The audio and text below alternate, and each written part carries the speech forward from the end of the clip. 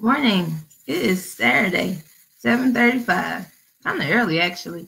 But I actually have like a lot to do today, so that's why I came on so early. Because I really wanted to talk about this thing. I was reading my devotional this morning, and like it was under. Let me see. Hold on. I forgot which one. I'm reading the same one. I think I mentioned it before. Oh yeah, 7 Days to a Deeper Faith. It's the one I'm reading, and it's interesting though, cause um today's was on marrying faith and works. So the verse is faith without works is dead. So they were talking about that, and so but then they kind of in the devotional part kind of went into this whole area of submitting to God, and it kind of had me thinking like it's crazy that like there's so many people like my age, people younger than me, people I personally know like who won't fully give their lives to God because they're afraid of what God will have them to do. And I think that's kind of crazy, One, it's just the fact that it's just so many people who are in that situation, and because then that means we're not doing a good. Those of us who have given their lives fully to Christ, we're not doing a good enough job of really talking about what is it like, And so that's what we're gonna talk about today, and I'm kind of excited. So the thing is, it's like, all right, I got saved. Well, I got baptized. Yeah, I got saved. We can say that. We can say I got saved when I was like 6 or 7. I got baptized. But to say I really, and I knew what it meant. Like I understood, that, Jesus was born, he died for my sins, he rose again. Like I knew that, I believed that with all my heart. So yeah, got saved around 6 or 7. But then this whole, giving your life over to God, having him kind of lead you and you following his plan and all that kind of stuff definitely did not happen until like 2014, 2015 or so, I would like to say. And so, one, because I didn't exactly know what that meant or how that looked. So like, sometimes we like are in a situation where we haven't fully given our lives to God. If you guys can hear Milo, he's literally like right here, like right there. And he's turned because it's 7 a.m. But anyways, like one, because we don't necessarily know what that means. What does that look like? And so, yeah, he just distracted me. But anyways, so around 2014, 2015 is when I really like committed my life to God. And so there were things that, that a lifestyle I had beforehand that I, at first, I didn't really think about it in the sense that, oh, I can never do these things again. I won't ever be able to do these things again, or had like any bad feelings towards that. It's just something that kind of all happened. Like it was kind of like a progress of things that happened. And so like one of the things was like when I was an undergrad, I used to love to party. Like I love to dance. I love to get dressed up. I love to be cute. I love to going out. I love being seen. Like that was, I loved it. Like I loved all of it. And like, people will have you thinking that, oh, once you give your life to God, you can never do that stuff again. You can never have fun again. But that's not the case. A lot of the things that we are really trying to hold on to, as far as like maybe partying, all that kind of stuff, these lifestyles that we create for ourselves, we kind of got to ask ourselves, well, why do we want to hold on to that so bad? Like, why is there such a strong desire to keep that lifestyle? What's really going on? What is it that I just like to dance? Because the thing is, God never said you can't dance. David danced. So like literally you can dance all you want, but it's like, okay, but what's behind that is more to it than just dancing, because God never told you couldn't dance. So if you don't want to like, really commit to God because you think he's gonna tell you can't party no more, well, why are you partying so much, and why do you want to hold on to that so badly? Like we have to really go deeper and really like look at our motives for things. So like, are you partying because you like to have fun and dance and move around, or is it because you're seeking attention? Like, are you like using that as a coping mechanism? Are you using that as a distraction? Like, what's really down there? Because the thing is like when you start talking about it, like I'll hear people say things like, oh, they don't want to give this up, or they fight really hard to like keep something or prove that, oh, they can still do something. It's like, but why? Why do you feel why is that necessary for you to do? Like, what is there behind there? Like, because the thing is like some of the things that God, might want us not to, engage in, and so often might be legit things that are just harmful for you. Like you're drinking every single day, all day long. It's not just that, oh, well, because then somebody would like be quick to put up the whole, well, well, Jesus turned water into wine, so there's nothing wrong with drinking. And like the thing is, the Bible says be sober-minded. So they didn't say you can't ever drink. They just said, don't get drunk, because when you're drunk, you can't be alert. And the thing is the verse is like, your enemy prowls around like a roaring lion, seeking, like, be alert. Literally, the first part of that verse is be alert, because your enemy is prowling around like a roaring lion, seeking who he can discern to destroy. If you're not alert, if you're drunk, if you're literally drunk, you're not out here on your watch. You can't pay attention. You won't see the enemy coming who's about to literally take you out. And so the thing is, it's like, going back to the whole party thing, like, my whole thing was I like to dance and all that stuff. So then, like, I still have the desire. I still enjoy dancing. So what did I do? I just go to Zumba now. Like, it's great. It's so much fun. And like, it's like, I'm still dancing. I still can have fun, but just in a different way. I'm not at the club at, 1, 2 o'clock in the morning. I'm not out there. Like, I ain't like going to the club, no way. And the thing is, some of y'all doing stuff that just to keep up with your friends that y'all don't like to do no ways. And like, the club was literally one of the things. It's hot, folks smoking. So then I literally just put all this work and doing my hair. And now my hair don't smell like smoke, so I'm gonna have to wash it again. It's just too much. Like, it's not fun. And like, but like, I was literally going out there like that just because, oh, this is fun. This is what my friends say we should be doing. The other thing that I kind of like stopped doing for real is drinking. Like, and so some people might like be cool with drinking, like it's not like a thing for them. For me, it was a thing, like where I knew that, okay, this is not something I want to engage in. I can tell you the last time I had alcoholic beverage.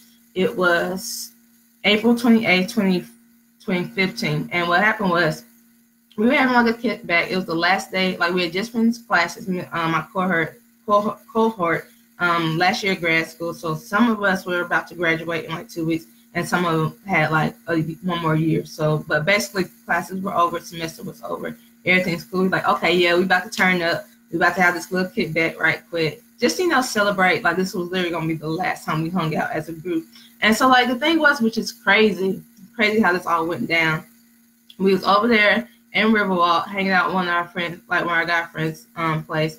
And, like, the thing was, nobody really brought any, like, alcohol for real. Like, somebody brought some, like, hard ciders, like Angry Archer or something like that. And then I had brought, like, Jello shots. So, so ain't nothing like really hard. Ain't no really hard drinks. Like, we legit eating Jello and cider. So it wasn't nothing deep. And so went to the kickback, had fun, whatever. Then the thing was, the next day I had this really weird dream. I was like, okay, that was strange. But I didn't pay no attention. Okay? It's a dream. That Sunday morning, literally it was like a cloud kind of just was on me. Like, I was like, everything was kind of fuzzy. Like, literally the week before, I had been petitioning, like that whole month, I had been petitioning God for a job. So I was about to graduate and I needed a job. So I was asking God for a job. And then, like, I was writing out my prayers just out of habit. I was writing out my prayers during that time. And so, like, I was writing out my prayer for that week or whatever. And I noticed that I was just like, I noticed I was in a weird mood. Like, I was just really gloomy. I was like, maybe it had something to do with the weather because it was cloudy that day. So I didn't pay no attention to it. And then I was talking about the job. I was talking about jobs again. And then I was like, you know what, God, I don't even care. Like, I was like, I don't care, where I end up, or I don't care about anything. Mind you, literally a couple of days before, I was literally petitioning God for this one particular job. I already knew where the job was. It was in Danville. I wanted to be in the extension. Literally, the job I have right now. I was petitioning God for that job just a couple of days ago, like pressed. Then come Sunday, I was like, I don't even care, whatever. And then I was like, wait a minute, stop. Like, that literally alerted me. Like, what just happened? Because I flipped back the page and literally saw that I was literally, pressed to try to get this job. And so I'm like, okay, let me think about what literally has been going on these last couple of days. And that's when it hit me. It's like, oh, wait a minute. It was this party that I went to that opened me up to some type of spirit where now, one, the dream was a sure thing that, like, kind of like a signal that something was going on, like something wasn't right in my spirit, but I ignored it. And then this whole mood that all of a sudden now I don't even care. I had literally no ambitions.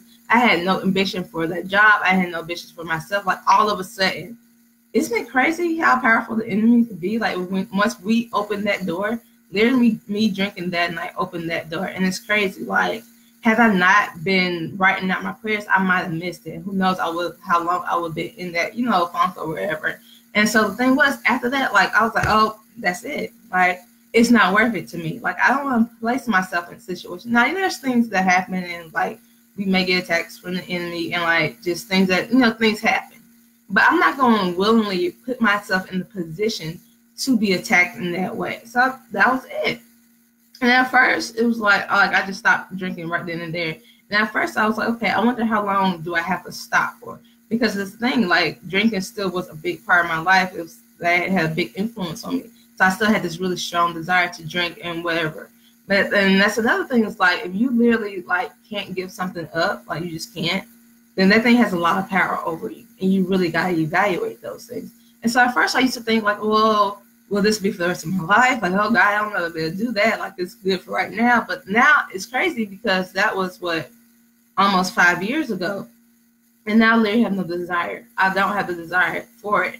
And it's not that I'm afraid that something's going to happen, but it's literally I don't have the taste for it any longer.